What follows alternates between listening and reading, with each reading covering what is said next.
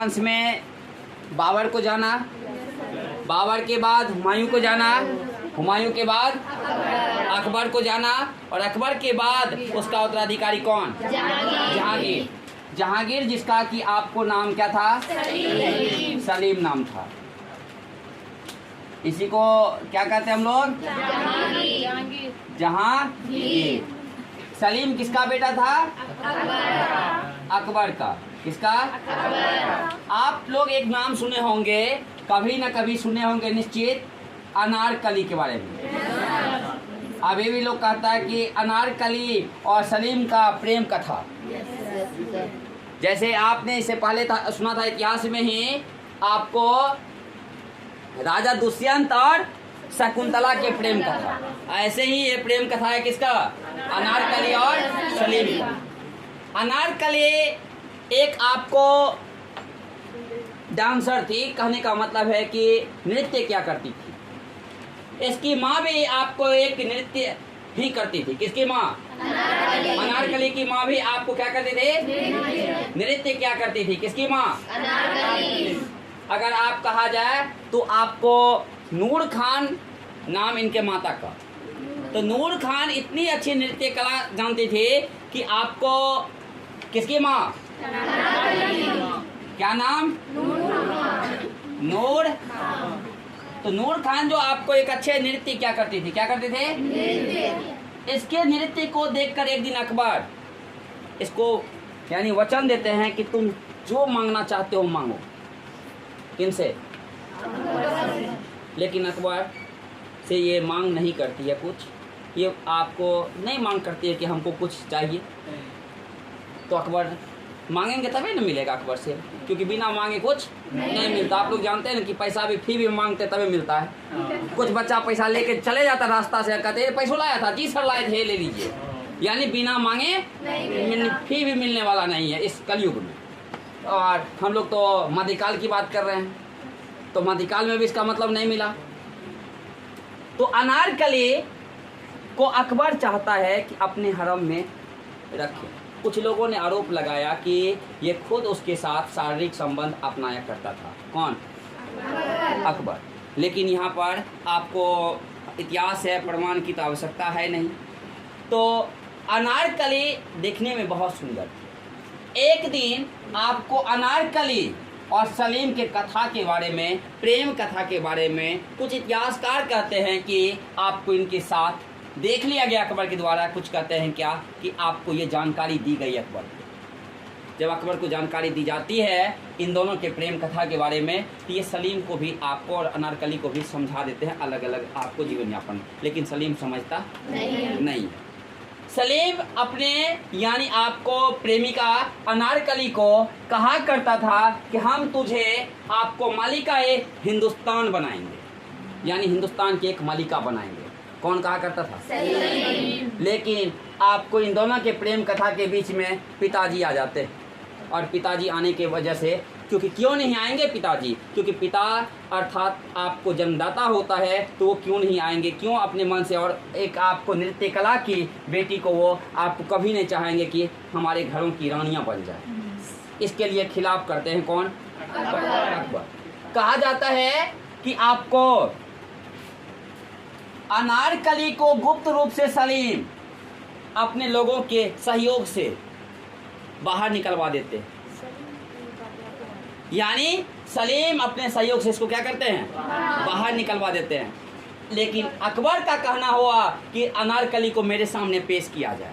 और अकबर सोचता था कि मैं इसको मृत्यु दंड दे दूंगा, अगर मर जाएगी वो तो आपको मेरा बेटा तो ठीक ना हो जाएगा, क्योंकि राजा तो ये न थे, राज तो इसका नहीं चलता था।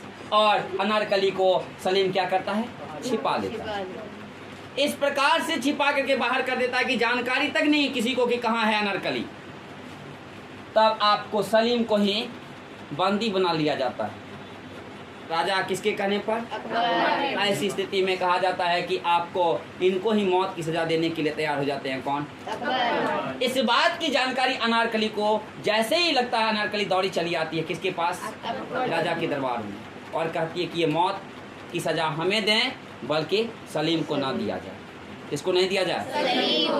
ऐसी स्थिति में आपको मौत की सजा किनको मिलती है? कुछ इतिहासकार कहते हैं कि जब मौत की सजा इसको मिल जाती है तो अंतिम इच्छाएं पूछी जाती हैं। ये कहते हैं कि हमारे यानी प्रेमी जो है वो कहा करते थे क्या, मलिकाए हिंदुस्तान, आपको एक दिन के लिए हम दोनों साथ जीवन यापन करना चाहते हैं। कितना दिन के लिए? एक दिन के लिए। अंतिम इच्छाएं इनका यही रहता है। किनका?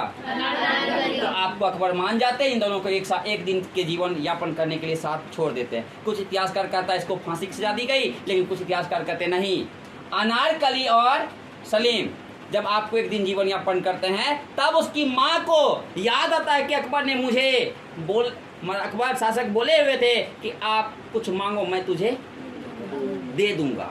तो ऐसी स्थिति में आपको नूर खान मांग करती है अकबर से कि हमें कुछ नहीं, मेरी बेटी मेरे हवाले कर दीजिए, हम उसको लेकर सदा सदा के लिए यहाँ से चले जाएंगे। और ऐसी स्थिति में नूर खान को उसकी बेटी कहा जाता है कि सौंप दी जाती, वो चली जाती सदा सदा के लिए। इस प्रकार दोनों बिछड़ जाते हैं। कौन दोनों? और अनारकली के चले जाने के बाद सलीम का शादी किससे होता है? बोलिए। आपको सलीम का शादी किससे होता है? मानबाई से। किससे?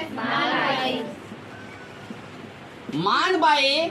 आपको याद कीजिएगा सलीम की माँ हरकाबाई या बोलिए, याद है ना? जोधाबाई का आपको पापा कौन थे? भारमल का भाई कौन था? भगवान दास। भगवान दास का बेटा कौन था? मान सिंह की बहन। मान सिंह के बहन। रिश्ते में ये आप भाई बहन थे, मानबाई और मान सिंह। देखिए, मान सिंह बाई, अर्थात भगवान दास की बेटी और मान सिंह के बहन। मान सिंह के बहन। इससे शादी हो जाता है किसका? सलीम का। और इसी से एक बेटा होता है खुसरो। खुसरो हो नहीं, उसके बाद इसके बाद किससे शादी होता है? जगत गोसाई से। और जगत गोसाई से एक बेटा होता है जिसका नाम खुर्राम रखा जाता है। उसके बाद होता सारे रुखसाना बानो बेगम से। और इससे होता है शहर। और इसके बाद होता है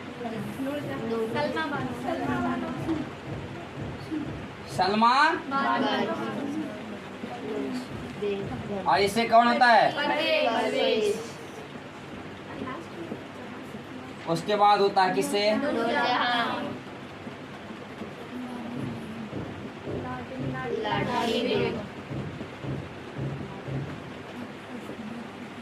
इस प्रकार से आपको सलीम का विवाह होता है। सलीम के ये सब पुत्र हैं, यानी जहांगीर के ये सब पुत्र हैं। किनका?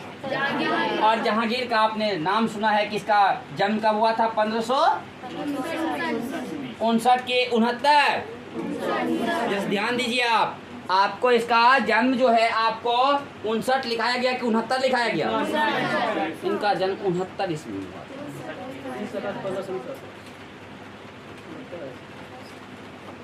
अगर आप 59 जानते हैं उसको सही कर लीजिएगा, 69 होता है। 30 अगस्त 1569 ईस्वी। किनका? सलीम।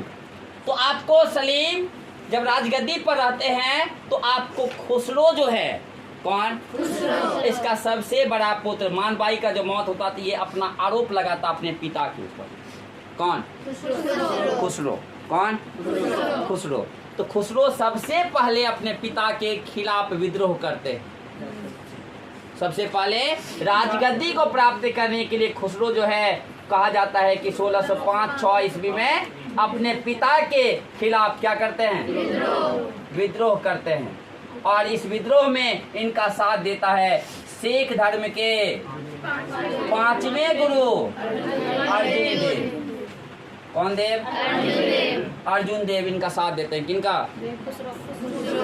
खुसरो का। तो खुसरो का जब साथ देते हैं तो ऐसी स्थिति में अर्जुन देव को फांसी की सजा दे देते हैं। कौन? जहांगीर। कौन? जहांगीर फांसी की सजा। लेकिन पुत्र को बंदी बनाकर कारावास में डाल देते हैं।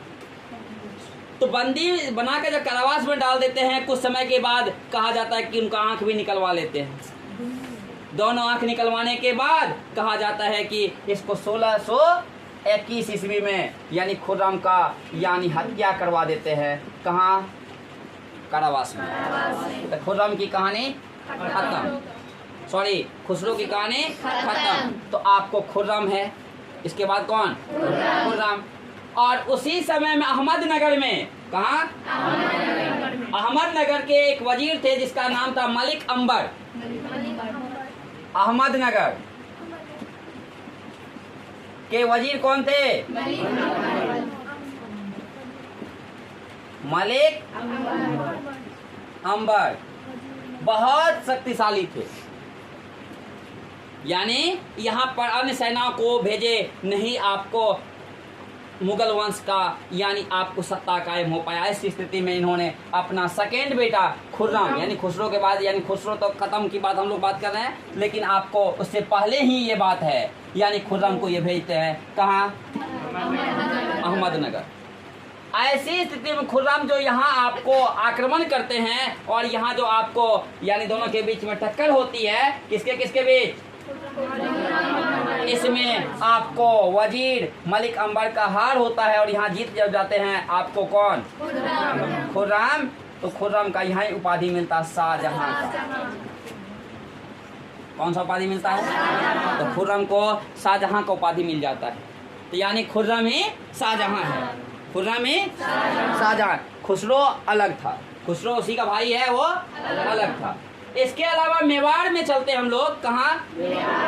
मेवाड़ में, वही मेवाड़ जहाँ की आपको राणा प्रताप और राणा प्रताप का बेटा कौन? अमर सिंह शासक रहता है। कौन? कहा जाता है कि 1600 कितना में? 13 में इन दोनों के बीच में आपको अमर सिंह और आपको जहांगीर की सेनाओं के बीच आपको युद्ध होता है, आक्रमण करता है। लेकिन आपको बहुत जल्द अमर सिंह 1615 में संधि कर लेते हैं। और संधि करने का अमर सिंह का पुत्र था करण सिंह। करण सिंह चल जाता है किसके दरबार में? जहांगीर के दरबार में। और ये संधि ऐसा संधि था जिसमें शादी की बातें नहीं थी। हम आपके अधीनता को स्वीकार करते हैं, अर्थात हम आपके अधीन रहना चाहते हैं। लेकिन एक होता था, मैंने कहा था ना कि आपको राजपूत घराने से शादी होता था, यहाँ शादी की कोई बातें नहीं थी। ये आपको करण सिंह किसके दरबार चले जाते हैं? जहांगीर के दरबार में। और उसी के दरबार में आपको रहने लगते हैं। कौन? करण सिंह। उसके बाद आपको याद कीजिएगा कि नूरजहां की जो आपको शादी हुआ था पहले किससे हुआ था? अली कुली बेग से। अली कुली बेग और नूरजहां का पहले का नाम था मेहरू निंसा। और मेहरू निंसा की माता थी असमत बेग और इसके पिता गयास बेग और असमत बेग। ये दोनों माता पिता थे मेहरू निंसा। मेहरू निंसा का शादी करवाते हैं ये अली कुली बेग से। अली कुली बेग और मेहरू निंसा का विवाह 1594 ईस्वी में होता है। 1594। एक दिन अली कुली बेग ने एक शेर को मार दिया। इसके लिए जहांगीर ने इसको कौन सा उपाधि दिया? शेर अफगान। कौन उपाधि दिया? उसके बाद शेर अफगान का मौत हो जाता है कब? 1607 ईस्वी में। इसके मौत के बाद ये तो विधवा हो जाती है। आप जानते हैं कि अगर कोई औरत जिसके पति का देहांत हो जाए तो वो औरत विधवा कहलाती है। अगर कोई लड़का उसके पत्नी का देहांत होता तो वो सधवा कहलाता है। तो यहाँ तो आपको ये विधवा हो गई। कौन? मेहरू निंसा। और अकबर का जब देहांत होता तो अकबर की जो विधवा थी सलीमा बेगम, तो इसके देखरेख में रख दिया जाता है किसको? मेहरुनिसा को। तो मेहरुनिसा इसके देखरेख में रहती है। तो यहाँ पर सलीमा जो है यानी आपको सलीम के माँ के समान ना। बोलिए, जोधा बाई या हरका बाई भले अपनी माँ, लेकिन सौतेली माँ तो ये भी है ना। जब इसके पास जब एक दिन पहुंचते हैं ना, तो आपको यही शेर अफगान की पत्नी मेहरुनिसा के ऊपर नजर पड़ जाता है। किसको? जहांगीर को। और जहांगीर आप जानते ही हैं बचपने से देखता था कैसे, अनारकली को देखा तो प्रेम हो गया, यानी हर जगह वो जहाँ रास्ता में देखता तो वहीं प्रेम उसको हो जाता था। तो यहाँ पर आपको शेर अफगान की पत्नी को देखा तो इसको क्या हो गया? तो प्रेम हो गया। तो यानी आपको यहाँ इसे निकाह की बात कर लेते हैं, यानी इसका इच्छाएं होती कि मैं शादी कर लूं। किससे? तो मेहरुनिसा से ये शादी करता है कितना ईस्वी में? 1611 ईस्वी में। और यहीं पर इसका नाम रख देता है नूर जहां। अब नूर जहां नाम हो गया किसका? मेहरुनिसा। और मेहरुनिसा का जब नाम होता है नूर जहां, तो इसी के नाम पे नूर महल और इसी के नाम पर चांदी के सिक्के इसके आपको सम्मान में चलाए कौन? जहांगीर। क्यों कौन चलाए? जहांगीर। तो जहांगीर के जो ससुर जी थे कौन थे? गयास बेग। और आपको सासू माँ कौन हो गई? अस्मत बेग। और यही गुलाब से इत्र बनाई गुलाब से अगर कहेगा गुलाब से इत्र निकालती थी कौन? अस्मत बेग। अस्मत बेग किसकी पत्नी? बोलिए। तो आपको इसी के यानी इसके जो पति थे आपको गयास बेग, इसको जो है इत्माद उद दौला यानी उपाधि दे दिया कौन? इत्माद उद दौला को उपाधि कौन दिया? जहांगीर। किसको? गयास बेग को। किसको? गयास बेग, क्योंकि इनके क्या थे? रिश्ते में ससुर थे, आया ना। तो आपको इस प्रकार से अब देखिए क्या लाडली बेगम का शादी शहरयार से करवा दिया।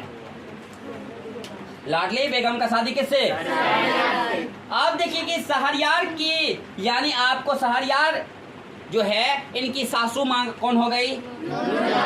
नूरजहां। बोलिए हाँ है ना।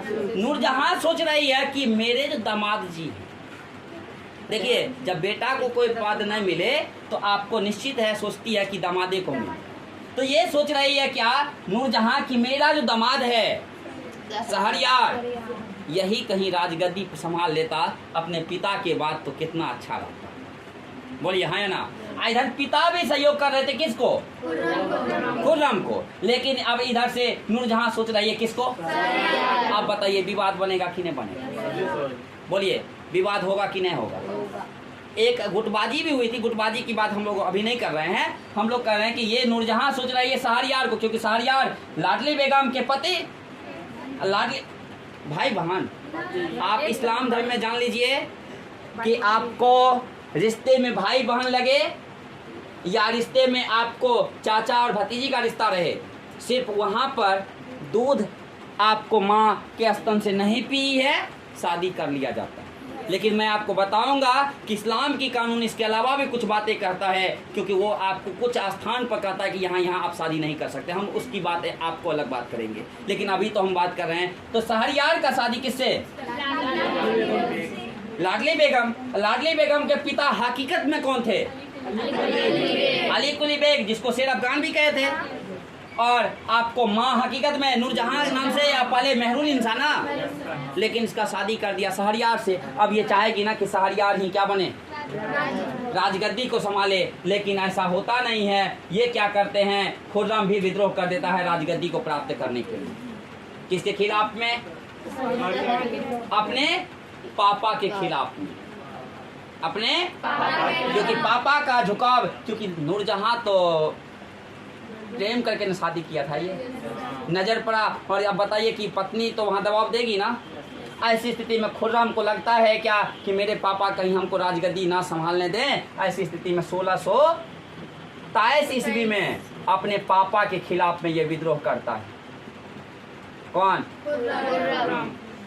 तो जब 1623 में ये करता है ना, तो उस समय में महावत खां आपको इसके विद्रोह को दबा देता है। कौन? महावत खां। और महावत खां को लगता है राजगद्दी किसको भी लोभ हो गया, ये भी क्या करता, विद्रोह कर देता 1626। कितना में? 1626 ईस्वी में। अब देखिए लोभ हर जगह आप देख लीजिए, लोभ ही लोभ है। यानी खुर्रम सोचा कि हमें इधर नूरजहां सोच रही है कौन बने, मेरा दामाद शहरयार बने। ऐसी स्थिति में आपको विभिन्न प्रकार की विवादें आपको पैदा हो जाता है।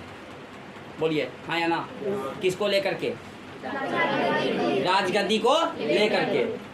राजगद्दी को लेकर के जो विभिन्न प्रकार के आपको विवाद प्रारंभ होने लगता है, तो ऐसी स्थिति में आपको कहा जाता है कि कुछ समय के बाद सलीम बीमार पड़ जाता है। सलीम क्या होता है? यानी सलीम अर्थात जहांगीर बीमार पड़ जाता है। लेकिन हम लोगों की बात एक चलेंगे कि नूर यानी जहांगीर ने ही आपको दो प्रकार की प्रथा चलाया था। एक प्रथा हम लोग लेंगे आपको 2 अस्पा और एक लेंगे सिंह अस्पा। 2 अस्पा और सिंह अस्पा। 2 अस्पा और ये 2 प्रथा चलाया था। ये 2 कौन? 2 अस्पा प्रथा में उन्होंने जितने भी आपको घुड़सवार यानी थे उनको आपको क्या एक के अलावा दूसरा घोड़ा रखने की आपको क्या था? अनुमति। सिंह अस्पा में 3 यानी आपको तिगुना की बात कर दिया। इसमें 2 गुना, उसमें 3 गुना की आपको बात कर दिया। कौन?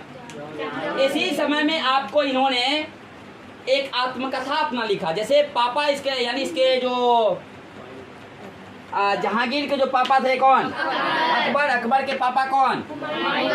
हुमायूं के पापा कौन? तो बाबर क्या लिखा था? एक बाबरी तुजुक ए लिखना आरंभ किया। तुजुक ए जहांगीरी। तो जुक ए जहांगीरी। ये आपको किस भाषा में लिखे? बाबर तुर्की में, ये फारसी में लिखना है। लेकिन पूरा नहीं कर पाए, इसको कहता है कि मोतबिंद खां को श्रेय जाता है पूरा करने का। किसको? मोतबिंद खां को पूरा करने का श्रेय जाता है। इसके ही दरबार में उस्ताद मंसूर और हसन अबुल हसन और कि बाबर ने क्या लिखा था? तुजुक ए बाबरी। और इन्होंने क्या लिखा? तुजुक ए जहांगीरी। तो आपको उन्होंने लिखा था तुर्की भाषा में और इन्होंने लिखा फारसी भाषा में। आपने सुना इसी के शासन काल में आपको अनेक विदेशी लोग भी आए थे। जैसे आपको कैप्टन हॉकिंस आए थे, सर थॉमस रो आए थे, यानी तमाम लोग आए थे इसके शासन काल में विदेशी लोग। किनके शासन काल में? जहांगीर ने सोचा कि हम अपने शासन काल में हम ऐसा शासन व्यवस्था बनाना चाहते हैं जिस वजह से कि हम एक अलग नामों से जाना जाएंगे।